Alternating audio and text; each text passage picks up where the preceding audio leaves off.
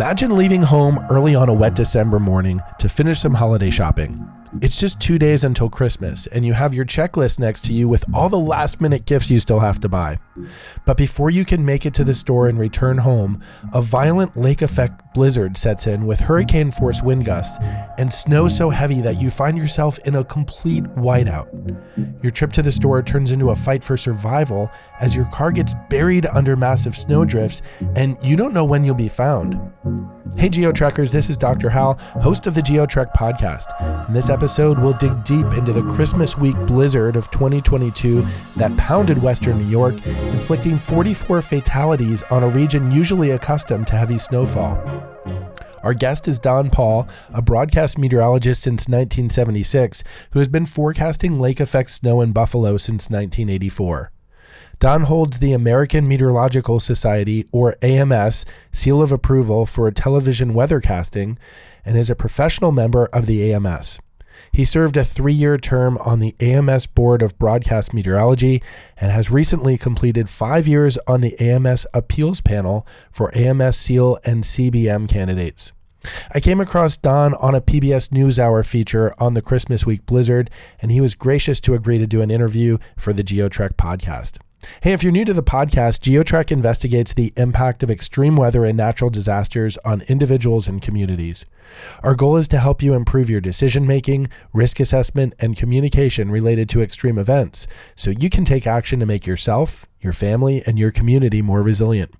Before we jump into this conversation with Don, we have a quick favor to ask of you. We'd really appreciate if you take a moment to subscribe to this podcast on your favorite podcast platform. Your subscription helps us mark professional progress, which ensures many more episodes of the GeoTrek podcast in the future. Well, hey, let's jump into this episode 63 here with Don Paul as we look back at the Christmas week blizzard of 2022 in Western New York and learn more about the science behind lake-effect snow. By the way, if you're keeping score, this is the 5th podcast that we've done now that's based in New York State. Out of the previous 4, 3 of them actually focus on severe winter weather. Those are podcast episodes 15, 17, and 27. Episode 52 looked back at the 10-year anniversary of Superstorm Sandy that was also recorded in New York State on Long Island and aired really later in 2022. So let's jump into this episode here with Don Paul. It's going to be a great one if you're into winter weather or just really want to know about how people manage and survive through severe weather conditions. Don, really appreciate you taking time to come on the GeoTrek podcast. Happy to be here. I've got time. Don, you have spent a lot of time, many years, many decades forecasting lake-effect snow in Western New York and the greater Buffalo metropolitan area. Could you walk us through a little bit of your career and your journey up there? Well, prior to my getting to Buffalo in 1984, I worked for 5 years in Detroit as a weekend meteorologist and a science editor during the week. And when I got the job in Buffalo, I had a few months to spare, and I began going out to what was then the Weather Service Forecast Office for Michigan, which was in Ann Arbor. And they had journal articles, and I would read articles on lake-effect snow, one of which was co-authored by a fellow named Tom Nizzle, who went on to be the meteorologist in charge of the Buffalo office years later. Sure. And I read and I read and I read, and I got here, and the then meteorologist in charge, or as they call them, the MIC, invited me to come out and meet the people.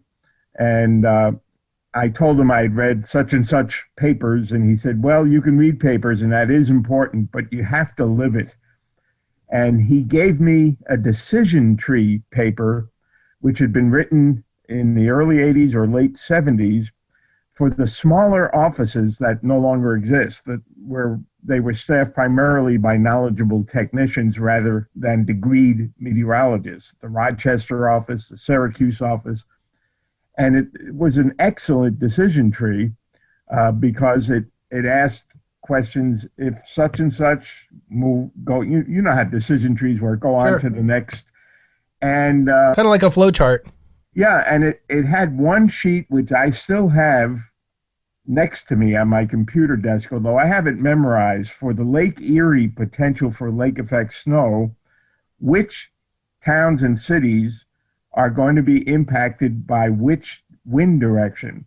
And for your listeners, the wind directions in forecasting lake snow need to be really precise. Now, we can tell people if I'm giving a talk, it takes a southwest flow to get Buffalo socked by lake effect snow, but southwest isn't really good enough because these bands can often be just 5 to 10 miles in width. They can extend for many miles in length. It's really training, right? It's like a train. Yeah, and it's a convective train. If you were flying on final approach to come into Buffalo International and you were coming up from Cleveland, you'd see a string of low-topped convective cells. And if it's really well developed, you get thunder snow. Sure. And this paper saved me in the blizzard of 1985, my first big lake effect storm. I got here in August of 84, nothing was happening. And then an event began shaping up, which even with the more primitive models, although we didn't think they were primitive back then, of the era of 1984, you knew something big was coming, began showing up on a Monday that by Saturday or Sunday, some part of Western New York was really going to get hammered. Sure. A really powerful cold front and then southwest winds behind the front. And I learned in this decision tree that a wind, if you picture the face of a compass, a wind coming from 255 degrees will typically miss a lot of downtown Buffalo, but hit South Buffalo and some eastern suburbs. It takes 250 degrees to get it into the heart of Buffalo out to the airport. And if it's a strong enough band, it can sometimes reach all the way to near Rochester. And 245 degrees tends to miss Buffalo and gets the densely populated suburbs just to the north of the city. So I realized, well, this is fantastic information because I would have had to take a compass and a protractor during what turned out to be the blizzard of 85 to figure out which towns were getting lined up. Although that storm was so enormous, it was a hybrid between widespread snow with an embedded intense lake effect band in the widespread, we call it synoptic snow. So it hit quite a large area. And the models at the time didn't do a great job with the precise direction. And our forecasts were really very good considering that there was imprecision in the wind directions. We were fortunate, and there's also the experience involved of the people at the National Weather Service Forecast Office had been forecasting lake effect before the era of computer models and knew to look upwind at what surface winds were doing in western Michigan and Wisconsin, what the upper level winds were showing in the weather balloon soundings, and could still do a pretty good job. So, Don, it sounds like you're saying just a 5-degree shift on that compass, you're getting a whole new area with this tremendous snowfall. Yes, and in Western New York, the most densely populated part of our television area covers 8 counties. But the most densely populated portion of Western New York is the northern half of Erie County, from the city of the immediate suburbs just to the south of Buffalo, through Buffalo and into the northern suburbs. That's where the population is densest, and just 5 degrees difference, and you warn the wrong part of northern Erie County. So it's not good enough to just say, well, winds from the southwest, that'll do it. It's like what precise vector from the southwest, right? And we've had so much improvement in the last 20 years in these high-resolution models. One of the great models called BuffKit is now administered from Norman, Oklahoma, but it was developed in Buffalo as a lake effect tool. And then even some of the great tornado specialists like Dr. Howie Bluestein at the University of Oklahoma said, this tool will work for severe convection in the summer too. And that was developed here, and then Norman took it over. The National Weather Service has tremendous centers on the campus of the University of Oklahoma. Well, and if our listeners haven't really seen huge lake snow, like if you're even in, say, New Jersey when there's a nor'easter, really the sky is just a slate gray with that east wind off the Atlantic Ocean. What you're talking about here really is convective cells. And like you said, you can get thunder snow, right? Yes, and we get it frequently. I grew up in the New York area. Once in a while as a kid, I'd hear thunder go boom. I lived right across the river from Manhattan. In Jersey. My part of Jersey was pronounced Jersey. And and here we hear it. It still seems to shock people, but it happens very frequently here during intense lake effect. And as you know, generally, if you're in thunder snow, that's about as hard as it can snow. Oh, yeah, it's coming down really hard. Downburst, like a thunderstorm, a cloudburst, I should say, of snow. And if the winds are strong, it's always a total whiteout, and it's pretty terrifying to try to drive in. And I think something else for our listeners to appreciate, I used to live over a little east of you over by the Binghamton area, but I was a winter sports athlete, so I'd drive up north of Syracuse into the Tug Hill Plateau looking for heavy snow to train. And I can remember times where it's sunny where I'm at, and you can see these almost like convective cells just maybe 3 miles away, and all of a sudden, as you're driving into them, it goes from a sunny day to a complete whiteout in really just minutes. Yeah, we had a huge lake effect event in November of 2014, mostly over the southern suburbs. The extreme south end of Buffalo got hammered. My television station, I'm semi-retired now, but our television station is in North Buffalo. North Buffalo got a total over 2 separate events in a week of 4 inches. South Buffalo got 48 inches. Wow. And then Tremendous. some of the southern suburbs got up to 7 feet. Wow. And if you were to, there were fantastic videos and still photos made of the wall of snow from a vantage point north of that lake effect band. And they were circulated internationally. It was spectacular, this enormous convective wall. And the person taking the picture to the north would often have his immediate foreground bathed in sunshine. Sure. And you see this string of thunderstorms to the south, solid, just all connected together and streaming in from the lake. I've seen that actually as a time lapse, right? And you can see it just to his south. Sometimes he's in the sun, but it literally is a wall of snow. One of the most amazing things I've seen. It's like a white curtain, basically, and you can see there's motion, I think, on the screen from right to left. Yeah, because not always, but very often with lake effect, there are very strong winds around the north and south edge of that band, and the clouds really hustle along. Yeah, they're moving quickly, and it's really low level, right? This is all like low level of the atmosphere, right? Yeah, the key layer to determine whether you're going to get strong lake effect as far as temperatures go is the difference in temperature between the lake surface and the atmosphere about a mile up, around 5,000 feet. And then the other element is, are the winds well aligned through that entire layer and up to 10,000 feet? If you have a southwest wind, say from 250 degrees at the surface, but just, let's say 3,000 feet up, the winds are from 210 degrees, that creates a wind shear that will disrupt the lake effect band. You need well-aligned winds as well as that temperature drop-off rate, the lapse rate. So a steep lapse rate and then really aligned winds maybe in the lower and middle part of the atmosphere is really what you're looking for? Yes, and that's in that decision tree I mentioned to you earlier.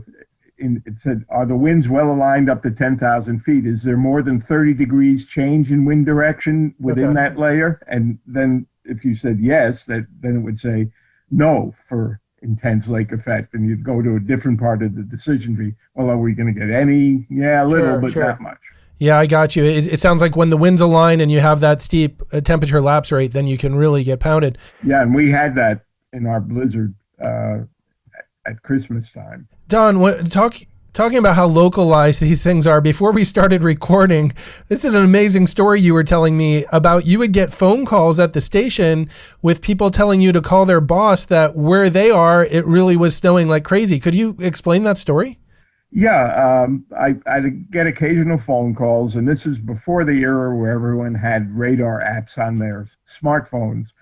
Uh, Someone would call me in Orchard Park, which is where the Bills play, and in the average winter, Orchard Park gets a lot more snow than Buffalo. And in fact, this year in November, Orchard Park had a lake effect event with an all-time, no one keeps official records for Orchard Park, but they got 81 inches in this event.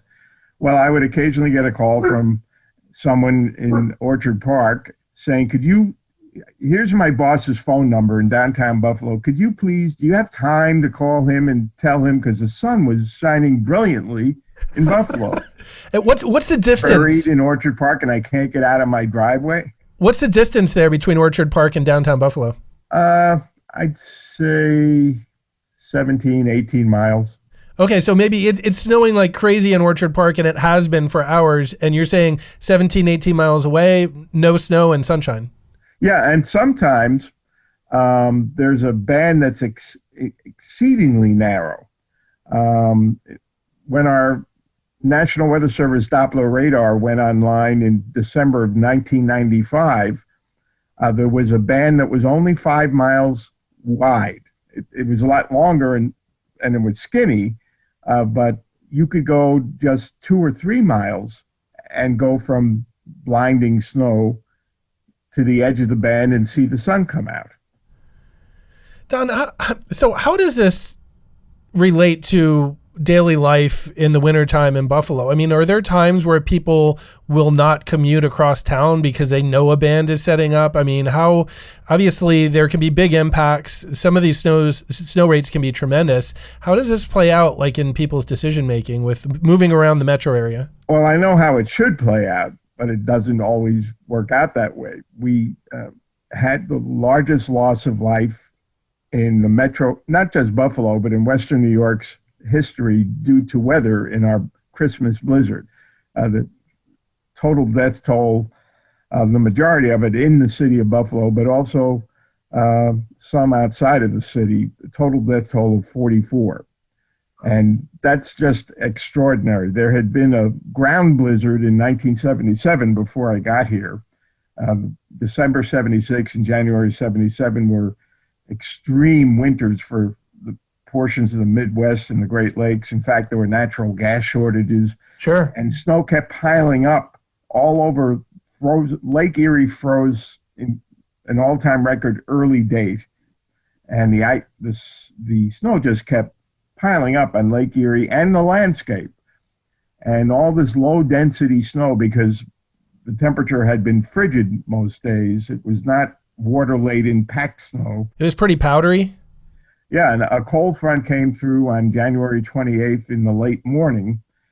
And the National Weather Service at the time, and again, this is with very primitive models, they'd put out special statements and said things were going to get rough. But that Sure. storm for intensity was under forecast, and 29 people were lost. This is the 77 ground blizzard. Yeah, and it's only estimated, because it was so incredibly windy for a number of days in a row, about a foot of new snow fell. And pilots were reporting, bright blue skies, and they'd make little notations in the code that they use on that teletype circuit. PIREPS, pilot reports, can see ground blizzard. They could see the ground was obscured, but just a tiny distance above the ground, it was totally clear. And when you say ground blizzard, so there's not really snow falling, it could just be blowing snow that was already on the ground. Yeah, there was no open water on Lake Erie. Sure. A lot of winters, Lake Erie right now is wide open. The lake temperature as of yesterday at Buffalo is 37, Sure. which means if the right setup came along, we'd have the potential to have another major event. Almost certainly not quite the magnitude of the Christmas blizzard, our worst storm in history. But the pattern we're in at the time we're recording this doesn't show any true polar air coming in, at least until maybe around the 22nd or 23rd of January, which is a good thing. But the Great Lakes right now are only at 3 point something % ice cover, and that includes Lake Superior, which is way below average for this time of the year. And so generally open water like that, even though, no one would want to go swimming in 37-degree water, there still is some heat and some energy available if you get a cold enough air system to kind of blow over that, right? You could really still get a lake effect snow setup. Yeah, and that worries us a little bit because we can't really predict some of the variables that could set you up for that. Sure. Some of the oscillations in the atmosphere between the ocean and the North Atlantic oscillation and the Arctic oscillation. We can't really predict those more than 2 weeks in advance, whether they're going to be in their cold phase, which would favor a polar outbreak in the Great Lakes in the Northeast, or in their warm phase. And there are some signs now that they're going back to a cold phase later in the month. And because Lake Erie, when it does freeze, usually has some fissures in the ice, some openings, which can still allow some limited lake effect snow, even though people think the lake is frozen. It's not truly frozen. In 1977, it was truly frozen because it was just so extraordinarily cold. They were closing factories to preserve natural gas for homes and schools. And we haven't had a winter like that since. It was another era. But right now, you asked that question earlier, how do Buffalonians respond to this kind of horrific storm? Well, the majority of people say, well, I'm not going out there. But unfortunately and tragically, enough people did go out. Some of the fatalities, a few of them were cars driving in from southern Erie County to come and look at it. And where they lived, there was some snow, but it certainly wasn't a whiteout. And they drove in and got disoriented. And the snow was so ferocious, there couldn't be any plowing during the teeth of the blizzard. Police cars could hardly find people. Our first responders were putting their lives on the line because we knew there were abandoned cars and some of those cars had people in them. And there were pedestrians or people who lost power because we had peak wind gusts, frequent gusts to over 60 miles an hour and a few gusts to over 70. And people in a frozen house, well, not literally frozen, but no electricity and the house is dropping into the upper 30s, would go out. A few of them were looking for the city's warming centers. There were 4 warning centers, but 2 of those lost power. And a few of these people froze to death or died from hypothermia, falling into the snow, and their bodies were found lying in the snow. When people get buried in their car in snow, is the primary health danger hypothermia? Could they run out of oxygen? Could there be carbon monoxide if they're trying to run their car in their heater and maybe, snow gets in the tailpipe? I mean, what are the health dangers there? It's a combination of hypothermia and or carbon monoxide in most cases. If the tailpipe is blocked by a snowdrift, that carbon monoxide level can slowly build to fatal risk inside the car. I worked in Wichita, Kansas in the mid-'70s, and we used to get all the forecast statements on our NOAA weather wire from the Cheyenne, Wyoming office. And back then, the National Weather Service had a second tier blizzard warning called severe blizzard warning. And for that, the winds had to be over 45 miles an hour, not 35. And they still had a temperature criteria. It had to be, for severe blizzard, under 10 degrees. And I remember there were two or three severe blizzard warnings while nothing was going on in Wichita from the Cheyenne office. And they had formatted into the warning statement to become, and I'm not paraphrasing, I'm pretty sure it actually, in fact, I know it said, to become lost in a storm of this magnitude is to invite certain death. Wow.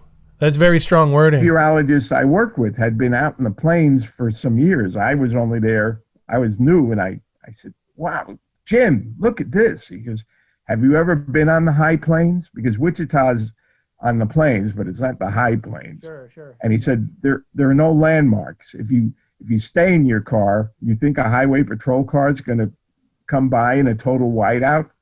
What are your chances of being found? And if you decide I'm getting out of this car and look for a house, you're going to die pretty quickly in that incredible wind chill. Sure. And this storm, had there still been severe blizzard warnings, would have qualified. Not for the temperature criteria has been removed from blizzard warnings. Sure. It's no longer in it. But as far as the winds and visibility go, this would have been a severe blizzard under that old warning that they don't use any longer. Don, what are the official criteria for a blizzard? Well, the essential criteria is visibility a quarter mile or less in falling or blowing snow.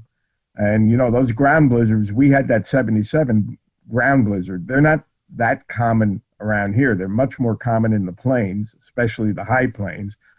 And also winds averaging over 35 miles per hour for 3 consecutive hours, or frequently gusting to over 35 for 3 hours or longer. There's no temperature criteria, and accumulations don't mean anything, because when you have winds of that magnitude, only 2 or 3 inches of low density snow will produce visibility under a quarter mile, and often near zero or at zero. So technically it's a wind speed and a visibility thing. It doesn't matter how much snow you get. It doesn't really anymore matter what the temperature is. It's the visibility and the wind speed. Yes, and people have a tendency to call every bad snowstorm a blizzard, and I'm not the only one. I try to be a stickler on that, because it's really a severe weather term. And I don't, and my friends at the National Weather Service don't want to see it watered down. Yeah, if we start using that for every 12-inch snowfall, then all of a sudden... Away with a high wind warning. Yeah. People call a very windy day high winds in the newspaper, for which I write. But I have written articles saying there's a reason we have this stickler definition of, you need peak gusts over 58 or sustained winds over 40 for an hour or longer. Don, I think that's so important. I live in Galveston, Texas. The deadliest natural disaster happened right in my neighborhood, right? But about 2 years ago, we had a Category 1 hurricane hit down the coast. Here on the island, our sustained winds were in the mid-40s with gusts to the mid-50s. The next day, everyone was saying, "Oh, we survived a hurricane." And I'm not a real critical person, but I took exception to that and said, please do not tell people this was a hurricane. We have a lot of new people here that are going to say, hurricanes aren't that bad, right? And then someday there actually will be hurricane force winds, and it'll blow their mind because it's way beyond what we saw. That's what I see happening up. If we start watering this down and calling, heavy snow blizzards, then people say, when a blizzard warning actually comes, people say, I've been through that before, and they really haven't. Yeah, and there's some controversy. There's quite a bit of controversy here over whether our local political leadership believed the words they were saying. They believed the National Weather Service. And the day prior to the blizzard, we had rain on a Thursday night, and temperatures were close to 40 degrees. But the county executive and Governor Hochul was here, and the mayor of Buffalo were all urging people to get their business done now, because you don't want to be out there tomorrow. Sure. But when the blizzard warning was issued a day in advance, which is also unusual. Typically, a blizzard warning doesn't get issued until it's already happening or it's imminent in the next hour. So this was a pretty good lead time for blizzard conditions. Yes, but I think a lot of people who have a tendency to remember blown forecasts or over forecasted storms, or what they think were over forecasted storms, say, the roads are wet. I got last minute Christmas shopping I have to get done. I haven't bought anything for my husband yet. And went out there, even though this had been every television station's lead story. The Buffalo News had many articles. I was on social media like crazy, and not just me. I think there was a certain element of skepticism on the part of some of the public. And there's now, I saw an article by a state university at Buffalo professor who's an operations management specialist. She's head of her whole academic society. And she proposed an idea that I thought was a very, very good idea. In the rare event that National Weather Service headquarters is calling a storm that's coming extreme in winter storm impact, that's the time for something akin to what happens in the military when the Pentagon tells the 82nd Airborne that this brigade is now on raised alert. There's no general at Fort Bragg who says, "Oh, I'm not going along with that." Sure, it's official. What this professor proposed is an automatic triggering of a driving ban several hours in advance of the snow, where in that event, in my opinion, the Buffalo police could have been out there ticketing drivers when it was still raining because the ban was in effect. Sure. And the ban is enforceable by law. They do ticket people in less extreme events if they can get to those people. Where a certain amount of the power to do or not do is removed, the flexibility needs to be reduced. If it's a super high confidence situation, as this one was, and that even if climate change is playing a role in this, it's not going to happen that often. This professor proposed an automatic triggering of that extreme event in which you issue a driving ban before the snow flies. Because I'll tell you something, when that cold front passed through Buffalo at about 7:30 on the morning of December 23rd, sometimes it takes several hours for the lake effect to get organized, for the cold air to deepen. Well, the lake effect kicked in almost immediately. And within a couple of hours, with only small accumulations, we were already getting whiteouts and people were getting lost in the storm. And then it became literally a life-threatening storm, not just for pedestrians and drivers, but for the Buffalo police and the plow drivers. After, they did as much plowing as they could until it became impossible because the plow drivers couldn't see a thing. You can't plow when it's in the worst of this. What were we looking at? I mean, what were the snowfall rates? What was the visibility? I mean, what was the worst of it? What were the wind speeds? Well, we had a peak gust just south of Buffalo in a suburb called Lackawanna that borders on Buffalo. There's a New York State instrument in the Mesonet that had a peak gust of 79 miles per hour. The Buffalo National Weather Service at the airport had a peak gust, I believe, to 73.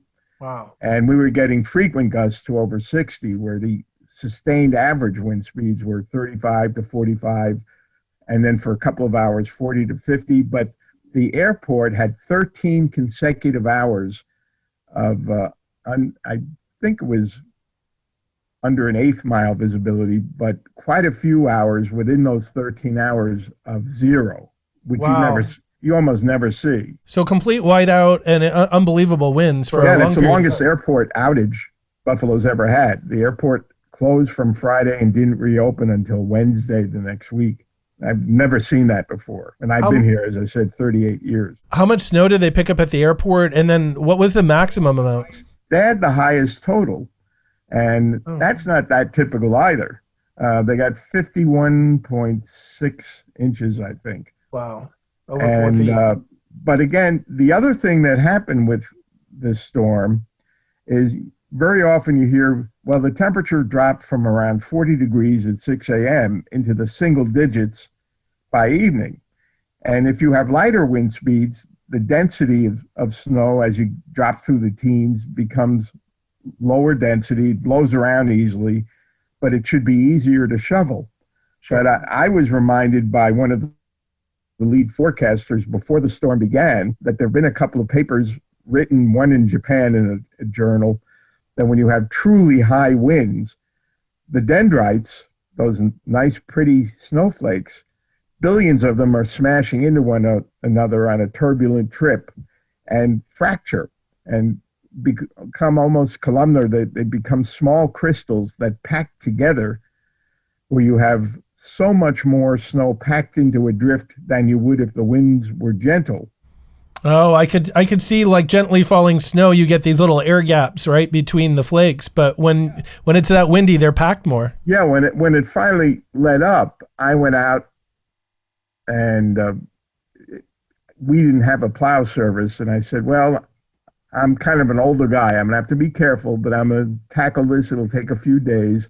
And I started to shovel, and it was like shoveling water-laden snow, even though it wasn't. It Wow. was it was heart attack snow, and we lost 4 people to heart attacks from shoveling in So this. this almost felt like a heavy wet snow, even though it was much colder, which for our listeners, typically when you get colder conditions, you get less moisture in the snow, right? It tends to be more dry and powdery. Yeah, and the water equivalent at the airport, I talked to the science and operations officer there, and they were saying that the ratio was about 13 to 1 for snow to liquid, where sometimes in really cold temperatures you get a ratio of 20, 25 to Sure. 1, which often happens in the Rockies ski resorts. And they had a total water equivalent, I think, of 3.4 inches at the airport observatory, which is a Wow. lot of liquid.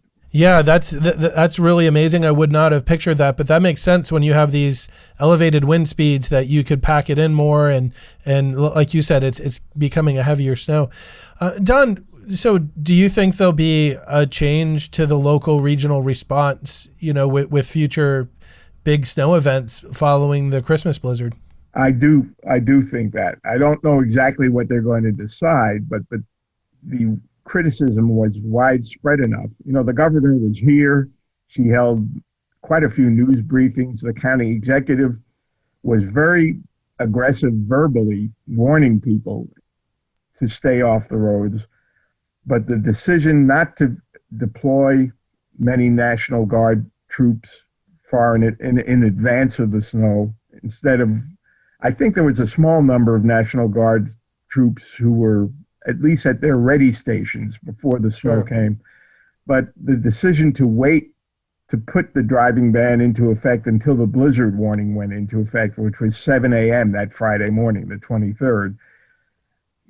I'm only guessing here. I think because of the amount of criticism that's been leveled, that they would probably do something more along the lines of what that University of Buffalo professor is advocating.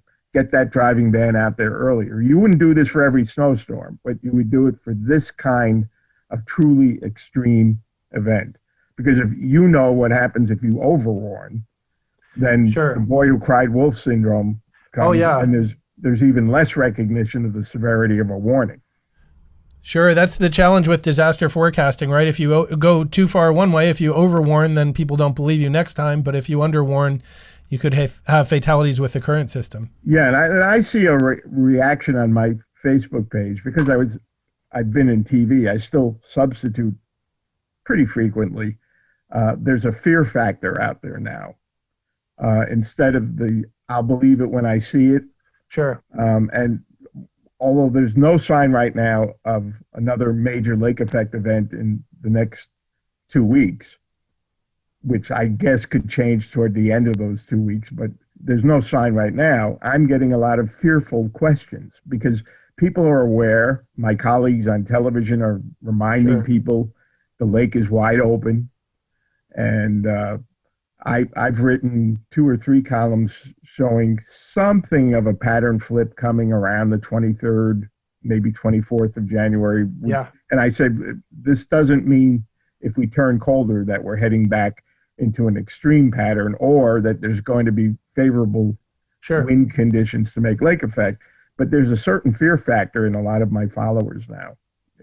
Yeah, and then there's a certain amount of denialism about how snowy Buffalo is because in most winters we had been getting smaller snowfalls that added up. Sure. But of cities with more than 250,000 population, Buffalo is the snowiest larger city in the United States. And the average year, Syracuse gets more, but Syracuse's population isn't as large. And we even have something I'm not connected with, the Golden Snowball Trophy between Buffalo, Rochester, Syracuse, and Binghamton. And Yeah. Binghamton always is at a disadvantage unless they get tremendous synoptic snows from a low pressure system because That's they're right. not near the lakes. Yeah, I used to work at the Binghamton Airport actually, loading baggage on planes and you'd pick up an inch or two, from a lake effect event, and then up in Syracuse are getting, a foot or two. So yeah, I have a friend who's a meteorologist at a Binghamton TV station, and great sense of humor, and he's always jealous.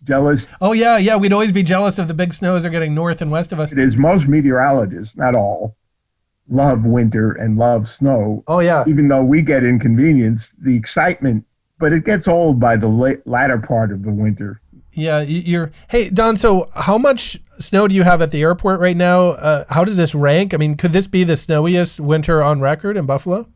Well, we broke a record up to the date the blizzard occurred by a wide margin. There'd never been over 100 inches having fallen by Christmas.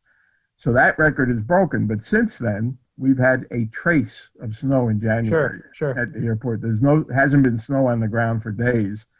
And it looks like we may get 2 or 3 inches Friday, which will be our first actual January snow.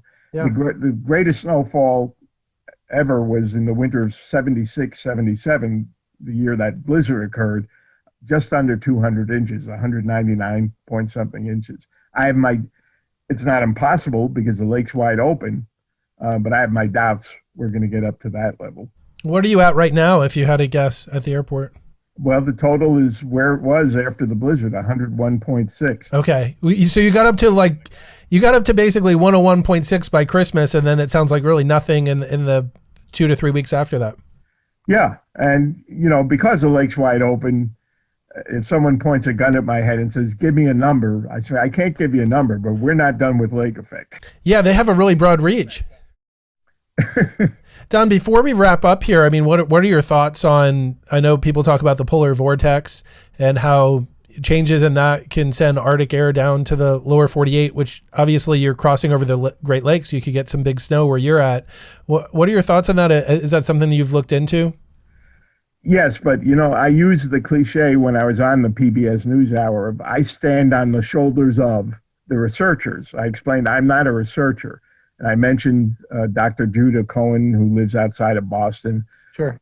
He's not unique, but he's done a lot of research on another phenomenon called sudden stratospheric warming, which is really esoteric, and we're not going to get into that here, but that's something which can help to disrupt the polar vortex.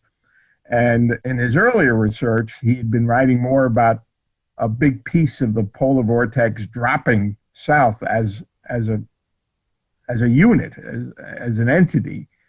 But now he's been showing more episodes where the polar vortex, and he does have a relationship between the rapidly warming Arctic. Sure.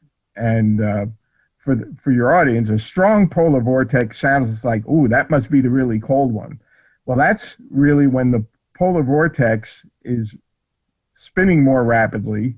It's at the stratospheric level, and it's closer to the North Pole, and it tends to keep the polar air masses bottled up over the polar region.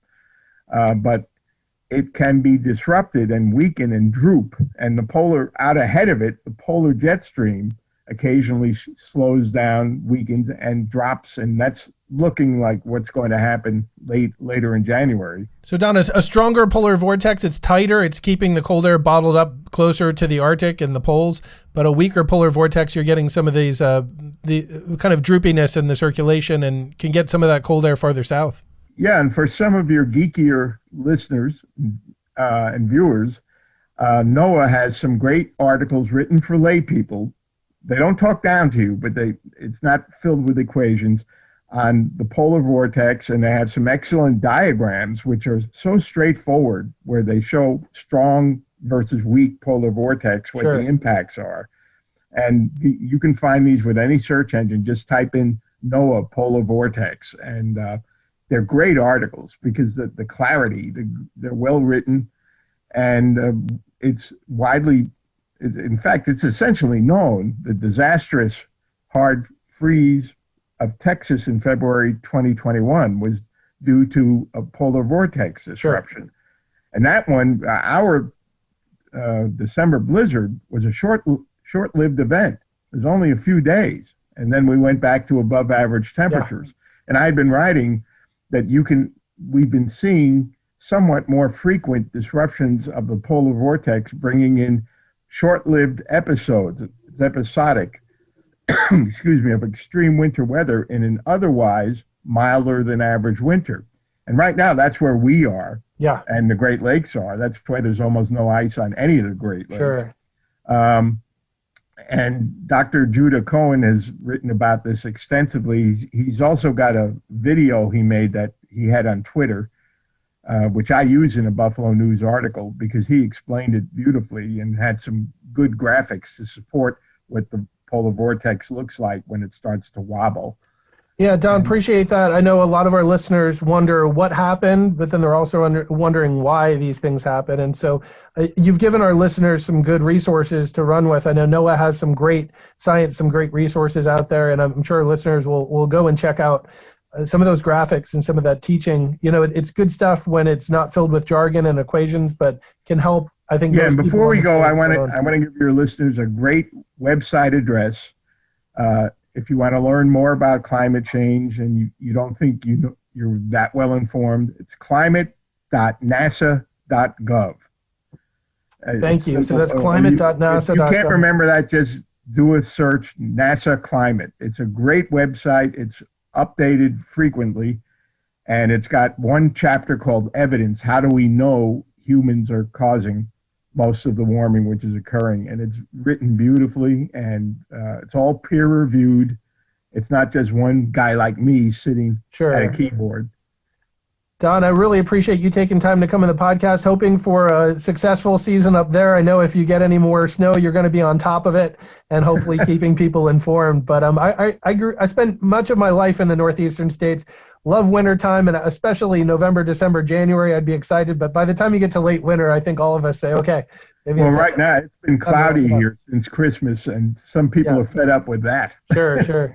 Well, I hope a great rest of the winter to you. Hopefully stay safe up there, and we'll be following your work and just appreciate all the insights and perspectives you shared with us on the podcast today. Well, thank you, Hal. I really enjoyed chatting with you and your listeners. Are you still listening, listeners? I think they're still here. This was engaging. It was exciting, and there was a lot of great content. Don, best wishes to you, and we'll be in touch. Okay. Great, Hal.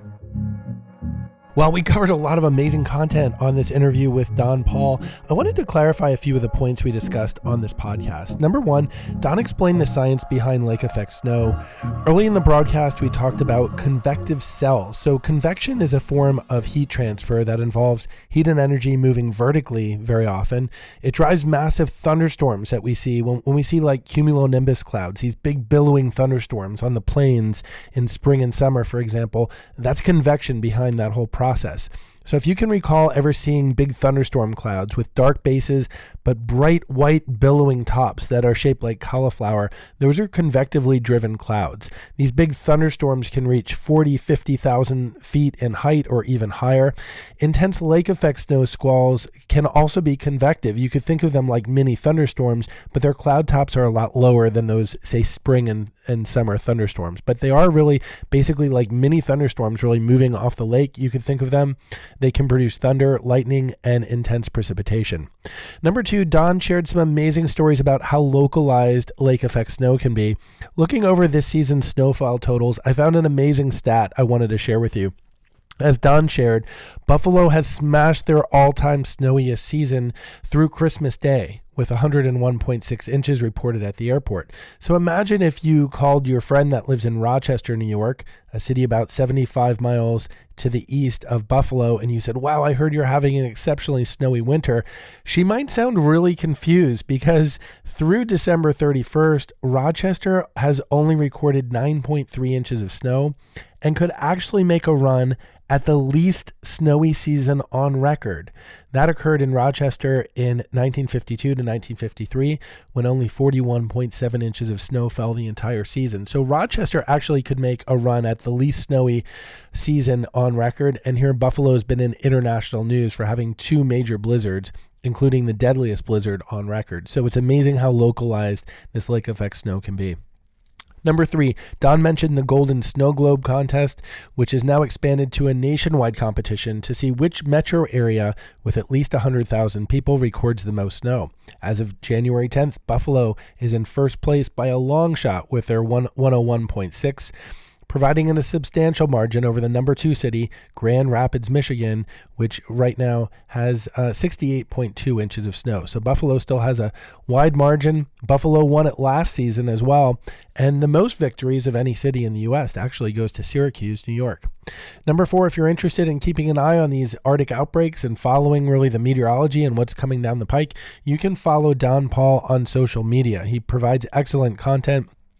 His Twitter handle is @DonPaulBitsOSun. That's DonPaul, B as in Bravo, IT, S as in Sierra, OS as in Sierra, UN. And that's his Twitter handle. On Facebook, he's facebook.com/don.paul.90. Finally, Don mentioned some of the climatological influences on extreme Arctic outbreaks. In that conversation, he referred to the polar vortex and stated that a strong polar vortex keeps Arctic air bottled up in the Arctic, but a weaker polar vortex can lead to weakening of the circulation in the far north, with areas of extreme cold pushing farther south. He referred to the Texas freeze of 2021 as a polar vortex event and shared that this winter has been characterized as warmer than normal in the Northeast and Great Lakes, with a few episodes of these Arctic air blasts. He also referred to MIT researcher Judah Cohen, who does extensive research on mid to long-term climate pattern prediction. Dr. Cohen will be our guest on next week's podcast, so don't miss out that interview as we continue to look in depth at Arctic weather outbreaks in the U.S. Don, thank you so much for coming on this podcast. We learned an awful lot from you, both on meteorology, but just hearing these amazing stories of what it's been like for you to forecast lake effect snow in Western New York for many decades. We at GeoTrek wish you and your community a quick recovery from the Christmas week blizzard, and we're excited to follow your forecast on social media. I'd also like to thank our amazing marketing team here at GeoTrek for their excellent work in distributing our content. Our team is Senneth Baker, Ashley Anderson, Jeremiah Long, Christopher Cook, Courtney Booker, and Amy Wilkins. I'm Dr. Hal. Thanks for listening, and next week we'll kind of do a part 2 here on these Arctic air outbreaks and look at what's maybe coming for the rest of the winter. Thanks for listening, and we'll catch you on the next episode of the GeoTrek podcast.